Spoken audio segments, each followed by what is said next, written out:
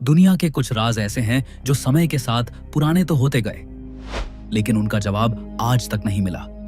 कभी एक ऐसी किताब जो एक अजीबोगरीब भाषा में लिखी गई जो आज तक किसी को समझ नहीं आई, और समंदर में एक ऐसा कंप्यूटर मिला जो हजारों साल पुराना हो, और कभी ऐसे पत्थर जो इंसान की समझ से परे हैं।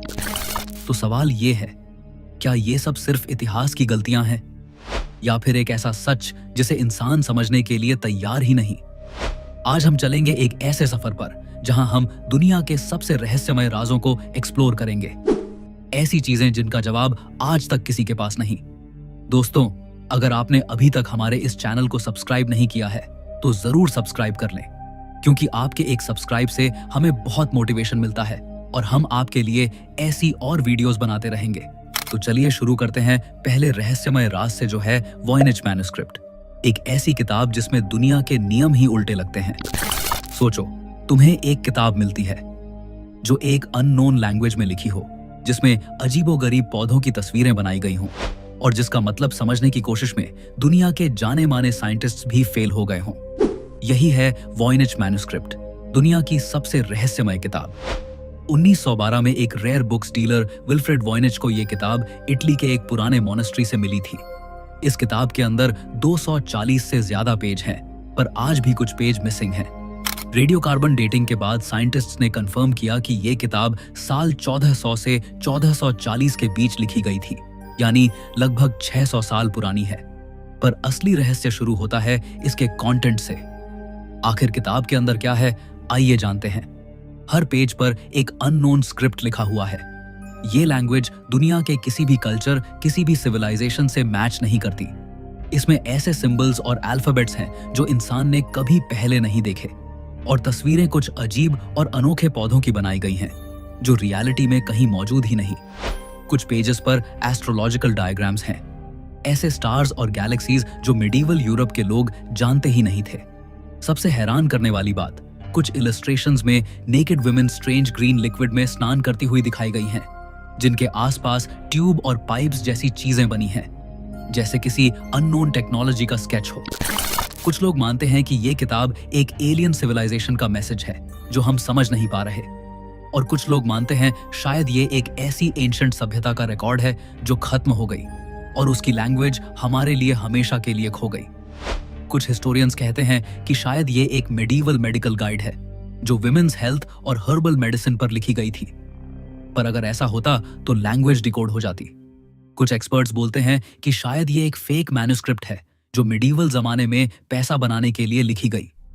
पर सवाल उठता है, एक फेक किताब में इतना कॉम्प्लेक्स लैंग्वेज और सिस्टमैटिक सिंबल्स क्यों लिखे जाते?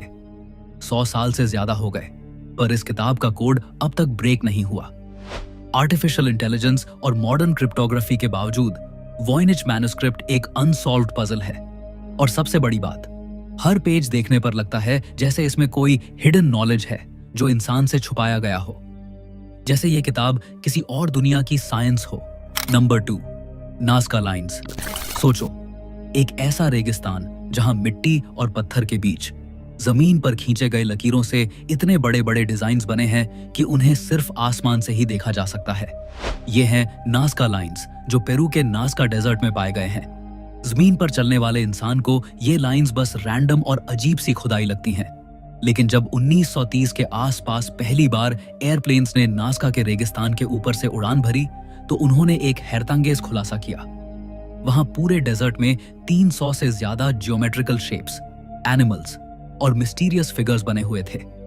सोचो, किसी ने एक इंसान की शक्ल, एक मंकी, एक जायंट हमिंगबर्ड और एक स्पाइडर रेगिस्तान की जमीन पर खींच दिए, और वो भी इतने बड़े स्केल पर कि उन्हें सिर्फ आसमान से ही समझा जा सकता है। ये लाइंस नाज़का सिविलाइजेशन 200 BCEE से 600 CEE के लोगों ने बनाई थी।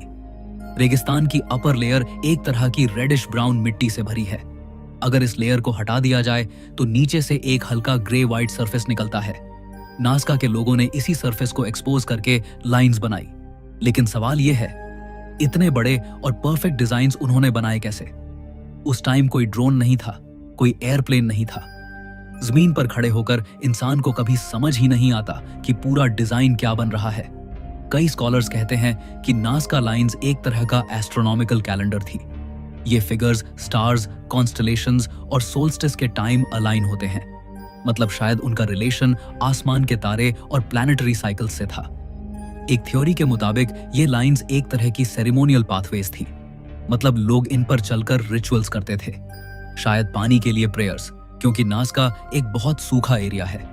सबसे पॉपुलर और थ्रिल वाली थ्योरी ये है कि ये लाइंस किसी एलियन सिविलाइजेशन के लिए बनाई गई थी, एक तरह के लैंडिंग मार्क्स, जिससे वो आसमान से आइडेंटिफाई कर सके। क्योंकि उस तरह की स्केल और परफेक्शन बनाना इंसान के लिए उस टाइम ऑलमोस्ट इम्पॉसिबल लगता था। कुछ एक्सपर्ट्स कहते हैं कि ये एक तरह का अंडरग्राउंड वाटर मैप था। नाज़का के लोग शायद दिखाना चाहते थे कि कौन से एरियाज के नीचे पानी अवेलेबल है। नाज़का लाइंस आज भी वैसे ही सेफ हैं जैसे 2000 साल पहले बनाए गए थे। रेगिस्तान का ड्राई क्लाइमेट और विंड्स की कमी की वजह से ये लकीरें कभी मिटती नहीं। यूनेस्को ने इन्हें वर्ल्ड हेरिटेज साइट डिक्लेयर किया, लेकिन मिस्ट्री अब तक वही की वही है। क्या ये डिवाइन प्रेयर्स थी, एक कैलेंडर था, या फिर एलियंस के लिए मैसेज? सोचो, एक पूरा सिविलाइजेशन ऐसे डिजाइन्स बनाता है जो खुद जमीन से कभी देख ही नहीं सकता। मतलब उन्होंने ये किसके लिए बनाया था? Number 3, pyramids of Giza. सोचो, एक ऐसा स्थान जो हजारों सालों से दुनिया के सबसे बड़े राज अपने अंदर छुपाए बैठा है। गीजा के पिरामिड्स। ये पिरामिड्स सिर्फ एक मकबरा या आर्किटेक्चर का कमाल नहीं है, बल्कि एक अनसॉल्व्ड मिस्ट्री का समुद्र है। सबसे ज्यादा डिस्कशन होती है ग्रेट पिरामिड ऑफ खुफू के अंदर छुपे हुए सीक्रेट चैम्बर्स के बारे में। जब इस पिरामिड का कंस्ट्रक्शन हुआ था लगभग 4500 साल पहले, तब उसे इतनी एक्यूरेसी के साथ बनाया गया था कि आज के मॉडर्न इंजीनियर्स भी हैरान हो जाते हैं। 2017 में एक scientific project scan pyramids mission ने एक ऐसा डिस्कवरी किया जिसमें म्योन रेडियोग्राफी टेक्निक का यूज हुआ। ये एक तरह की कॉस्मिक रे इमेजिंग है जो वॉल्स के अंदर छुपे स्पेसेस को डिटेक्ट करती है। और तब साइंटिस्ट्स ने कंफर्म किया कि खुफू के पिरामिड के अंदर एक बड़ा हिडन वॉइड एग्जिस्ट करता है, लगभग एक कमर्शियल एयरप्लेन जितना लंबा। अब सवाल उठता है, ये चैम्बर किस काम का था? कुछ लोग कहते हैं कि ये एक कंस्ट्रक्शन कॉरिडोर था जो पिरामिड बनाते वक्त इस्तेमाल हुआ और बाद में सील कर दिया गया। दूसरे रिसर्चर्स मानते हैं कि ये एक रॉयल बरियल चैम्बर हो सकता है जिसमें अभी तक किसी को घुसने का मौका नहीं मिला। और कुछ थ्योरिस्ट्स का मानना है कि ये चैम्बर एंशिएंट टेक्नोलॉजी या फराओ के खजाने का सीक्रेट वॉल्ट हो सकता है। और मिस्ट्री और गहरी तब हो जाती है जब ये पता चलता है कि पिरामिड के अंदर आज तक ऐसे नैरो शाफ्ट्स और कॉरिडोर्स भी हैं जिनका पर्पज किसी को समझ नहीं आया। जैसे एक शाफ्ट डायरेक्टली स्टार्स की अलाइनमेंट में बना हुआ है, जो इस बात की तरफ इशारा करता है कि इजिप्शियंस का एस्ट्रोनॉमी और आफ्टर लाइफ के साथ गहरा कनेक्शन था। पिरामिड्स के अंदर के चैम्बर्स का राज अभी तक पूरी तरह सॉल्व नहीं हुआ। आज भी वहां एक्सपेरिमेंट्स और स्कैनिंग चल रही है, लेकिन अंदर फिजिकली एंटर करने की परमिशन नहीं दी जाती क्योंकि वो स्ट्रक्चर डिस्टर्ब हो सकता है। सोचो, अगर एक दिन ये चैम्बर्स ओपन हो गए तो क्या हमें एक खजाना मिलेगा, या फिर ऐसी नॉलेज जो इंसान की हिस्ट्री को हमेशा के लिए बदल दे? पिरामिड्स के अंदर छुपा ये सीक्रेट चैम्बर अभी भी दुनिया का एक ऐसा राज है जो हर जनरेशन को चैलेंज करता है। Number 4, Easter Island Moai statues. Pacific Ocean के बीच एक छोटा सा आइलैंड है ईस्टर आइलैंड, और यहीं खड़े हैं वो अजीब और बड़े बड़े मोआई स्टैच्यूज जिन्हें देखकर हर इंसान हैरान रह जाता है। वहां जमीन पर 13 फीट से लेकर 30 फीट तक के पत्थर के इंसान जैसे चेहरे खड़े हैं। कुछ का वेट 80 टन तक है, और ये सब स्टोन टूल्स से बनाए गए थे। मतलब ना कोई मशीन ना आयरन, सिर्फ प्रिमिटिव टूल्स। सबसे बड़ी दिक्कत यह है कि इतने बड़े पत्थर काटकर उन्हें माउंटेन के क्वेरी से लेकर किलोमीटरों दूर तक कैसे ले जाए गए। वहां के लोकल्स कहते हैं कि स्टैच्यूज चलकर अपने आप जगह तक गए। ये बात सुनने में अजीब लगती है, लेकिन इसी वजह से मोआई स्टैच्यूज और भी ज्यादा मिस्टीरियस हो जाते हैं। कुछ आर्कियोलॉजिस्ट्स कहते हैं कि शायद वो लोग रोप्स और वुडन लॉग्स से खींच कर लाए होंगे, लेकिन प्रैक्टिकल एक्सपेरिमेंट्स करने के बाद भी आज के मॉडर्न लोग इन्हें मूव करने में स्ट्रगल करते हैं। फिर एंशिएंट आइलैंडर्स ने ये कैसे किया होगा? दूसरा बड़ा सवाल है, ये स्टैच्यूज बने क्यों? कुछ लोग कहते हैं कि ये एंसेस्टर्स की स्पिरिचुअल गार्डियंस हैं जो आइलैंड की रक्षा करते हैं। दूसरे कहते हैं कि ये पावर और अथॉरिटी दिखाने का एक तरीका था। और कुछ थ्योरीज ये भी कहती हैं कि शायद ये एक लॉस्ट सिविलाइजेशन का हिस्सा थे जो एडवांस थी और अपने साथ अपना नॉलेज लेकर गई। और भी डरावनी बात यह है कि रिसर्चर्स कहते हैं इन स्टैच्यूज के नीचे पूरे बॉडीज भी हैं, सिर्फ हेड्स नहीं। जमीन के अंदर दबे हुए बड़े टॉर्सो पार्ट्स भी मिलते हैं जो बताते हैं कि स्टैच्यूज असल में इंसान के पूरे शरीर का रिप्रेजेंटेशन थे। मतलब सेंचुरीज तक लोग समझते रहे कि ये सिर्फ बड़े हेड्स हैं, लेकिन सच और भी गहरा निकला। रात के वक्त जब हवा तेज चलती है और समुद्र की लहरों की आवाज आती है, मोआई स्टैच्यूज एकदम जिंदा जैसे लगते हैं, जैसे वो अपनी आंखों से तुम्हें घूर रहे हों। Number 5, Bermuda triangle. Atlantic ocean के एक हिस्सों में एक ऐसा ट्रायंगुलर एरिया है जिसे बरमूडा ट्रायंगल या डेविल्स ट्रायंगल कहा जाता है। इसके 3 पॉइंट्स हैं, फ्लोरिडा, बरमूडा और प्यूर्टो रिको, और इन तीनों पॉइंट्स को मिला दो तो बनता है एक विशाल समुद्री त्रिकोण जिसमें कई जहाजों और हवाई जहाजों ने बिना किसी निशान के गायब होकर दुनिया को हमेशा हैरान कर दिया। सबसे ज्यादा मशहूर केस 1945 में हुआ था, flight 918। 5 American navy bombers training mission के लिए निकले थे। कम्युनिकेशन में उन्होंने बोला कि कंपास काम नहीं कर रहा, डायरेक्शन क्लियर नहीं हो रही।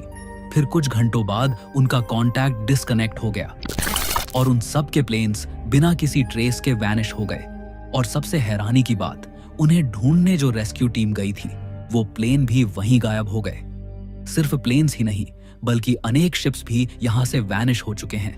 यूएसएस साइक्लोप्स एक बहुत बड़ा नेवी शिप जिसमें 300 से ज्यादा लोग थे बिना किसी एसओएस सिग्नल के बरमूडा ट्रायंगल में खो गया। न तो कोई शिपरेक मिला, न कोई डेड बॉडी, बस एक पूरा का पूरा शिप हवा में गायब हो गया। कुछ साइंटिस्ट्स कहते हैं कि यहाँ के मैग्नेटिक फील्ड्स कंपास और नेविगेशन इंस्ट्रूमेंट्स को डिस्टर्ब कर देते हैं। Methane gas hydrates. Ocean floor के नीचे से मीथेन गैस निकलती है जो पानी का डेंसिटी चेंज कर देती है और शिप्स आसानी से डूब जाते हैं। कुछ थ्योरिस्ट्स मानते हैं कि यह एरिया एक एलियन बेस है जहां से वे इंसानों को अपने एक्सपेरिमेंट्स के लिए ले जाते हैं। एक और थ्योरी यह कहती है कि बरमूडा ट्रायंगल एक प्राचीन लॉस्ट सिटी अटलांटिस की एडवांस टेक्नोलॉजी के ऊपर है जो अभी भी एक्टिव है।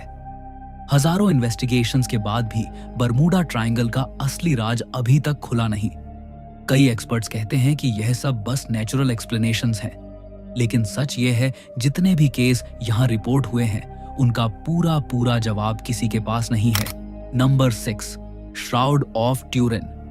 दोस्तों, अब चलते हैं एक ऐसे राज की तरफ जो धर्म, साइंस और हिस्ट्री तीनों को हमेशा से कंफ्यूज करता आया है।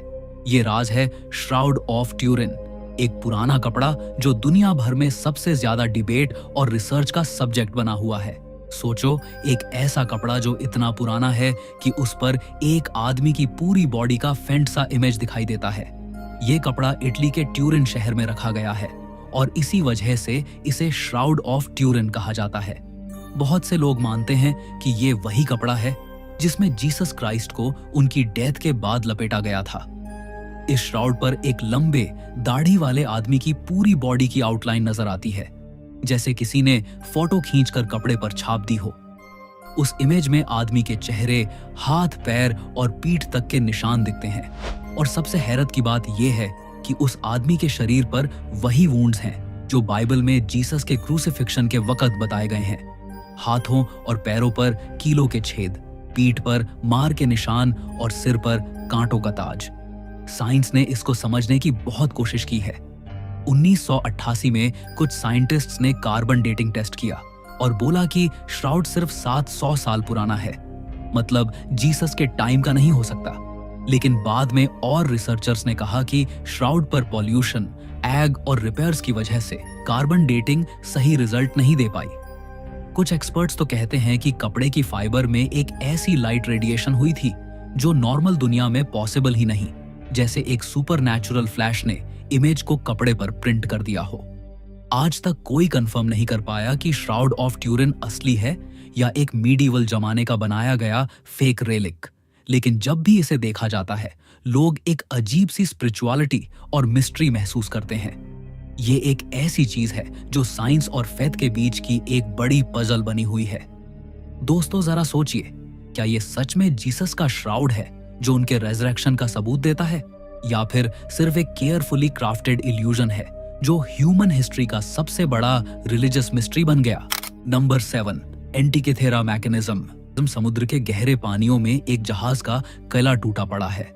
वहां से एक ऐसा पुराना जंग लगा हुआ लोहे का टुकड़ा निकला जो पहले तो एक खराब धातु का टुकड़ा लगता था, लेकिन जब साइंटिस्ट्स ने उसे ध्यान से देखा तो उनकी सांसें रुक गईं। ये कोई आम धातु का टुकड़ा नहीं था, ये था एंटिकेथेरा मैकेनिज्म, एक ऐसा यंत्र जो अपने समय से हजारों साल आगे था।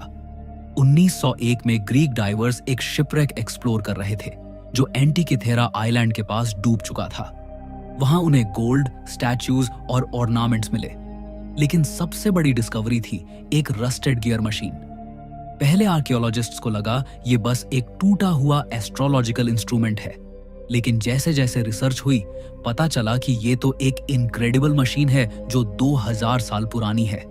इसमें छोटे छोटे गियर्स, व्हील्स और डायल्स लगे हुए थे, बिल्कुल एक मॉडर्न क्लॉक की तरह। रिसर्च के बाद पता चला कि ये मैकेनिज्म सूरज, चांद और ग्रहों की गति कैलकुलेट कर सकता था, ग्रहण प्रिडिक्ट कर सकता था, यहां तक कि ओलंपिक गेम्स की डेट्स भी बताता था। सोचो, 2000 साल पहले एक मशीन जो आज के कंप्यूटर जैसा काम करती थी, कैसे बनाया होगा? ये सबसे बड़ी मिस्ट्री है। उस दौर 100 BCE में ऐसी टेक्नोलॉजी होने का कोई रिकॉर्ड नहीं है। मेटल गियर्स का इतना एडवांस डिजाइन बनाने के लिए प्रीसाइज टूल्स चाहिए होते हैं जो तब के लोगों के पास थे ही नहीं। कुछ एक्सपर्ट्स कहते हैं कि शायद लॉस्ट एंशिएंट सिविलाइजेशन या किसी अननोन जीनियस ने यह बनाया होगा। एक्सरे इमेजिंग और 3D स्कैन्स के बाद साइंटिस्ट्स ने कंफर्म किया है कि मैकेनिज्म में 37 गियर्स थे। ये एक तरह का एनालॉग कंप्यूटर था जो स्पेस और टाइम को कैलकुलेट करता था।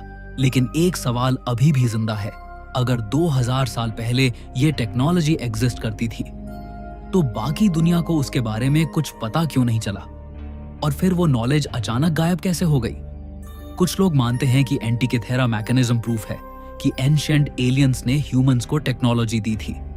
दूसरे कहते हैं कि ये अटलांटिस जैसी खोई हुई सिविलाइजेशन की एक छोड़ी हुई निशानी है।